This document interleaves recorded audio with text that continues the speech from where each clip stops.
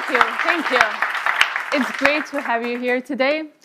Today I'm going to talk about 3 things. That's it. We will start with why it's so important to us to have a product that we can make freely available and broadly available to everyone. And we're always trying to find out ways to reduce friction so everyone can use ChatGPT wherever they are. So today, we'll be releasing the desktop version of ChatGPT and the refreshed UI that makes it simpler to use, much more natural as well. But the big news today is that we are launching our new flagship model, and we are calling it GPT-4o. The special thing about GPT-4o is that it brings GPT-4 level intelligence to everyone, including our free users. We'll be showing some live demos today to show the full extent of the capabilities of our new model, and we'll be rolling them out iteratively over the next few weeks. All right, so let's get started. A very important part of our mission is to be able to make our advanced AI tools available to everyone for free. We think it's very, very important that people have an intuitive feel for what the technology can do.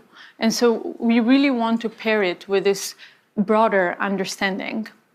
And we're always finding ways to reduce that friction. And recently we made ChatGPT available without the sign-up flow.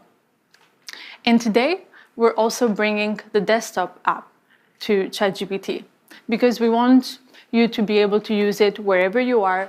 As you can see, it's easy, it's simple, it integrates very, very easily in your workflow. Along with it, we have also refreshed the UI. We know that these models get more and more complex, but we want the experience of interaction to actually become more natural, easy, and for you not to focus on the UI at all, but just focus on the collaboration with ChatGPT. And now the big news. Today, we are releasing our newest flagship model. This is GPT-4o.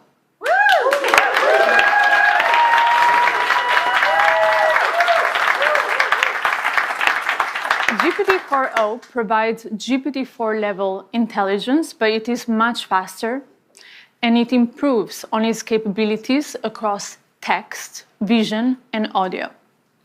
For the past couple of years, we've been very focused on improving the intelligence of these models, and they've gotten pretty good. But this is the first time that we are really making a huge step forward when it comes to the ease of use. And this is incredibly important because we're looking at the future of interaction between ourselves and the machines. And we think that GPT-4o is really shifting that paradigm into the future of collaboration, where this interaction becomes much more natural and far, far easier. But, you know, making this happen is actually quite complex because when we interact with one another, there's a lot of stuff that we take for granted. You know, the ease of our dialogue when we interrupt one another, the background noises, the multiple voices in a conversation, or, you know, understanding the tone of voice. All of these things are actually quite complex for these models. And until now, with voice mode, we had 3 models that come together to deliver this experience. We have transcription, intelligence, and then text-to-speech. All comes together in orchestration to deliver voice mode. This also brings a lot of latency to the experience, and it really breaks that immersion in the collaboration with ChatGPT. But now, with GPT-4o, this all happens natively. GPT-4o reasons across voice, text, and vision. And with these incredible efficiencies, it also allows us to bring the GPT-4 class intelligence to our free users. This is something that we've been trying to do for many, many months, and we're very, very excited to finally bring GPT-4o to all of our users. Today, we have 100 million people, more than 100 million in fact, they use ChatGPT to create, work, learn. And we have these advanced tools that are only available to our paid users, at least until now. With the efficiencies of 4o, we can bring these tools to everyone. So starting today, you can use GPTs and the GPT store. So far, we've had more than 1 million users create amazing experiences with GPTs. These are custom ChatGPTs for specific use cases. They're available in the store. And now our builders have a much bigger audience where, university professors can create content for their students, or podcasters can create content for their listeners. And you can also use vision. So now you can upload screenshots, photos, documents containing both text and images, and you can start conversations with ChatGPT about all of this content. You can also use memory, where it makes ChatGPT far more useful and helpful because now it has a sense of continuity across all your conversations. And you can use browse, where you can search for real-time information in your conversation, and advanced data analysis, where you can upload charts or any information and it will analyze this information, it will give you answers, and so on. Lastly, we've also improved on the quality and speed in 50 different languages for ChatGPT. And this is very, very important because we want to be able to bring this experience to as many people out there as possible. So we're very, very excited to bring GPT-4o to all of our free users out there. And for the paid users, they will continue to have up to 5 times the capacity limits of our free users. But GPT-4o is not only available in ChatGPT, we're also bringing it to the API. So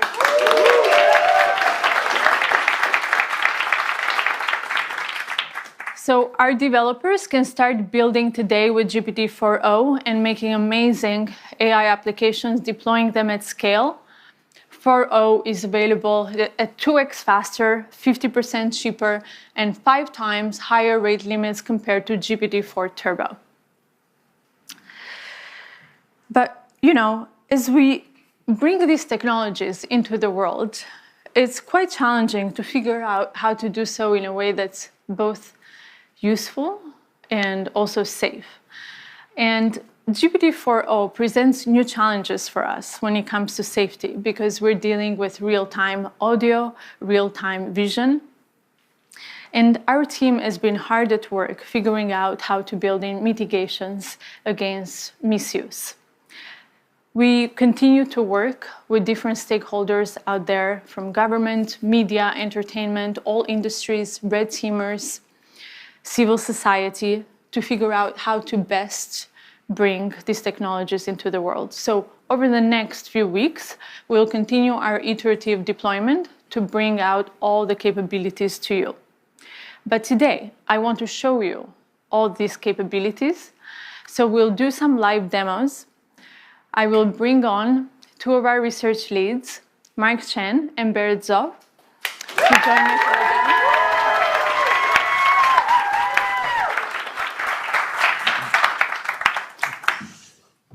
Hi, I'm Berit. Hey, I'm Mark. So one of the key capabilities we're really excited to share with you today is real-time conversational speech. Let's just get a demo fired up. So I'm taking out a phone. If you are wondering about this wire, it's so we have consistent internet. And if you see, there's this little icon on the bottom right of the ChatGPT app, and this will open up GPT-4o's audio capabilities. Hey, ChatGPT, I'm Mark. How are you? Oh, Mark. I'm doing great. Thanks for asking. How about you? Hey, so I'm on stage right now. I'm doing a live demo, and frankly, I'm feeling a little bit nervous. Can you help me calm my nerves a little bit? Oh, you're doing a live demo right now? That's awesome. Just take a deep breath. And remember, you're the expert here. I like that suggestion. Let me try a couple deep breaths. Can you give me feedback on my breaths? Okay, here I go. Whoa, slow a bit there. Mark, you're not a vacuum cleaner. Breathe in for a count of 4. Okay, let me try again. So I'm gonna breathe in deeply and then breathe out. For 4, and then exhale slowly. Okay, I'll try again. Breathing in and breathe out. That's it. How do you feel? I feel a lot better. Thank you so much. So Mark, you've been working on these capabilities for a while now. Can you tell us a bit how it's different from voice mode? Right, so if you've used our voice mode experience before, you'll notice a couple key differences. First, you can now interrupt the model. You don't have to wait for it to finish your turn before you can start speaking, and you can just butt in whenever you want. Second, the model is real-time responsiveness. So that means that you don't have this awkward 2 to 3 second lag before you wait for the model to give a response. And finally, the model picks up on emotion, right? When I was breathing super hard there, it could tell, and it knew, hey, you might want to calm down a little bit. You're kind of running a little bit too fast. So, it really has that capability across the board to perceive your emotion. Not only that, though, the model is able to generate voice in a variety of different emotive styles. And it really has a wide dynamic range. So I'm going to fire up another demo for that. Yeah. Hey, ChatGPT, how are you doing? I'm doing fantastic. Thanks for asking. How about you? Pretty good. What's up? So my friend Barrett here, he's been having trouble sleeping lately. And I want you to tell him a bedtime story about robots and love. Oh, a bedtime story about robots and love? I got you covered. Gather round, Barrett. Once upon a time, in a world not too different from ours, there was a robot named Byte. Byte was a curious robot, always exploring. You started this story, but I want a little bit more emotion in your voice, a little bit more drama. Got it. Let's add some drama. Once upon a time, in a world not too different from ours, there was a robot named Byte. No, ChatGPT. I really want maximal emotion, like maximal expressiveness, much more than you were doing before. Understood. Let's amplify the drama. Once upon a time, in a world not too different from ours, there was a robot named Byte. Byte Actually, can was you do this in a robotic voice now? initiating dramatic robotic voice. Once upon a time, in a world not too different from ours, there was a robot named Byte. Byte was a curious robot, always exploring new circuits. Seeing, Barrett here, calm down a little bit. Can you end the story, but do it in a singing voice? And so Byte found another robot friend, and they lived circuitly ever after. Thank you so much. I definitely feel a lot more relaxed.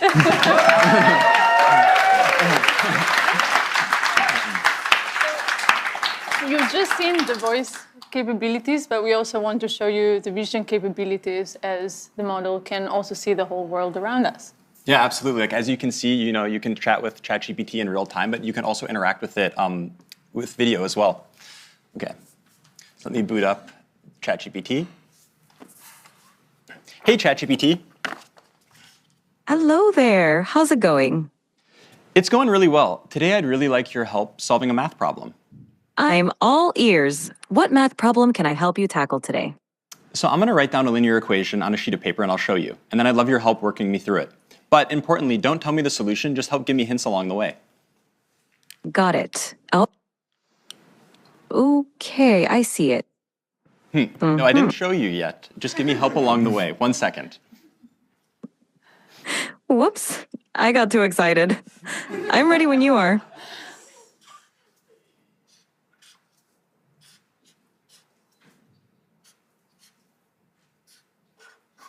So, ChatGPT, what equation did I write down there?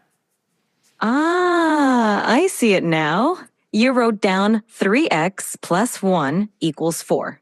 Yep, exactly. So what's the first step I should take to try to solve this? The first step is to get all the terms with x on one side and the constants on the other side. So what do you think we should do with that plus 1? Okay, I'm going to try to subtract 1 from both sides, and then I'll see what I get. Great idea. Perfect. Now, what do you get when you subtract 1 from both sides?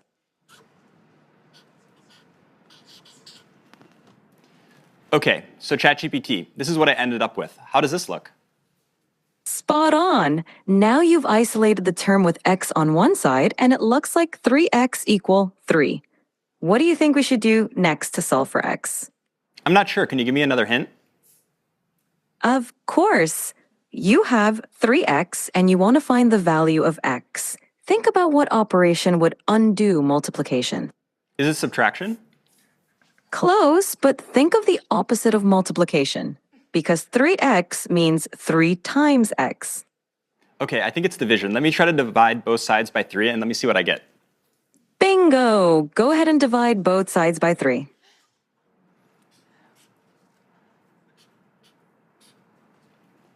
Okay, so ChatGPT, this is what I ended up with. How does this look? It looks perfect. You've solved it, and x equals 1. Nicely done. How do you feel about solving linear equations now? Yeah, honestly, I'm not pretty confident I can solve linear equations, but why would you ever need to use this in the real world? I'm really skeptical. That's a fair question. Linear equations pop up in a lot of everyday situations, even if we don't realize it. For example, calculating expenses, planning travel, cooking, and even in business for profit and loss calculations. It's basically a way to solve problems where you need to find an unknown value. Plus, Wow, it's okay. You know, I have a lot of unknown values in my life. I'm totally convinced I'm going to learn math now. I love that attitude. Math can definitely help solve some of life's mysteries. Whenever you're ready to dive into more math, I'm here for you. Anything else you'd like to tackle today? So ChatGPT, I really love that you taught the value of math to my friend Mark. And I wrote one last thing I'd love if you could take a look at. Of course. I'd love to see what you wrote. Show it to me whenever you're ready. Okay, so this is what I wrote down. What do you see? I see. I love ChatGPT. That's so sweet of you. Yeah, well, I really appreciate all the help. So yeah, as we can see, Wow, that's quite the outfit you've got on. yeah, as we can see, we can chat in real time to ChatGPT, and not only that, we can interact with it with video as well. And I swear, like, if you look at Barrett's GPT history, it's all equations like this. Now that you can do linear equations, can you Yes. show us something more complex? I think so. Okay, next let's try something coding related. So let me take out a computer for this. Okay, so I'm going to open the ChatGPT desktop app, like Mira was talking about before. Okay, and to give a bit of background on what's going on, so here we have a computer, and on the screen we have some code, and then the ChatGPT voice app is on the right. So ChatGPT will be able to hear me, but it can't see anything on the screen. So I'm going to highlight the code, Command-C it, and then that will send it to ChatGPT, and then I'm going to talk about the code to ChatGPT. Hey, ChatGPT. Hey there, how's it going? Yeah, it's going really well. I was wondering if you could help me with a coding problem today. Of course, I'd love to help you out. What's the coding problem you're dealing with? Okay, I'm going to share with you some code. 1 second. Sure thing. Take your time. Okay, so I just shared some code with you. Could you give me a really brief one-sentence description of what's going on in the code? This code fetches daily weather data for a specific location and time period, smooths the temperature data using a rolling average, annotates a significant weather event on the resulting plot, and then displays the plot with the average, minimum, and maximum temperatures over the year. Awesome, thanks so much. And in the code, there's this function foo. Could you describe to me what the plot would look like if I had versus didn't have this function? Sure. The function foo xy takes in a data frame x containing temperature data and a window size y for calculating the rolling mean. It smooths the average temperature, minimum temperature, and maximum temperature columns by applying a rolling mean over the specified window.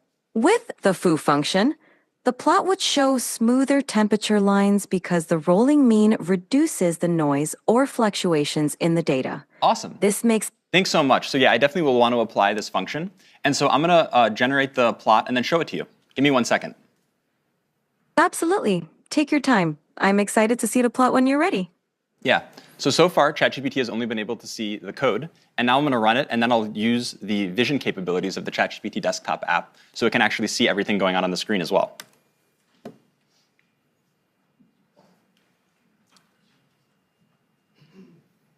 OK, ChatGPT. I'm sharing with you the plot now. I'm wondering if you can give me a really brief one-sentence overview of what you see. The plot displays smoothed average, minimum, and maximum temperatures throughout 2018, with a notable annotation marking a big rainfall event in late September. Fantastic. I have another question for you. Which months do you see the hottest temperatures, and roughly what temperatures do those correspond to? The hottest temperatures occur around July and August.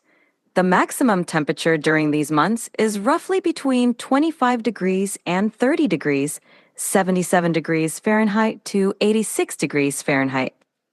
What's going on with the y-axis? Is this in Celsius or Fahrenheit? The y-axis is in Celsius. The temperatures are labeled accordingly, such as average temperature, minimum temperature, and maximum temperature. Yeah. So as we can see, not only can ChatGPT help me solve very easy linear algebra equations that I need help with, it can also interact with code bases and see the outputs of plots and everything like this going on a computer.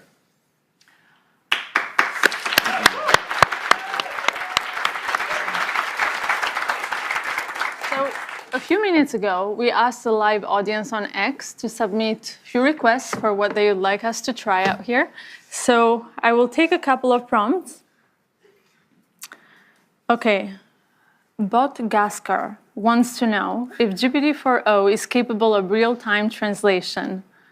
Mark, you want to try this one? Sure, yeah, let's do it. All right. Yeah. I speak Italian, so we can okay, just do cool. English-Italian. Let's try to do English-Italian. Sure, let's do it. Hey, ChatGPT, how are you? I'm doing fantastic. Thanks for asking. How about you? How's your day going? I'm doing great. So I would like you to function as a translator. I have a friend here who only speaks Italian, and I only speak English. And every time you hear English, I want you to translate it to Italian. And if you hear Italian, I want you to translate it back to English. Is that good? Perfetto. Mark, io mi chiedo se le balene potessero parlare, cosa ci direbbero? Mike, she wonders if whales could talk, what would they tell us? They might ask, how do we solve linear equations? Potrebbero chiederci come risolviamo le equazioni lineari. Sicuramente sì. Certainly, yes. Great. Looks like it works.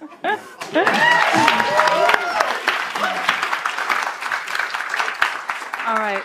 So the next one is from Burrito John 78, who asks, can you tell what you're feeling just by looking at your face? Barrett, you want to give this one a try? Absolutely. Let's try it out.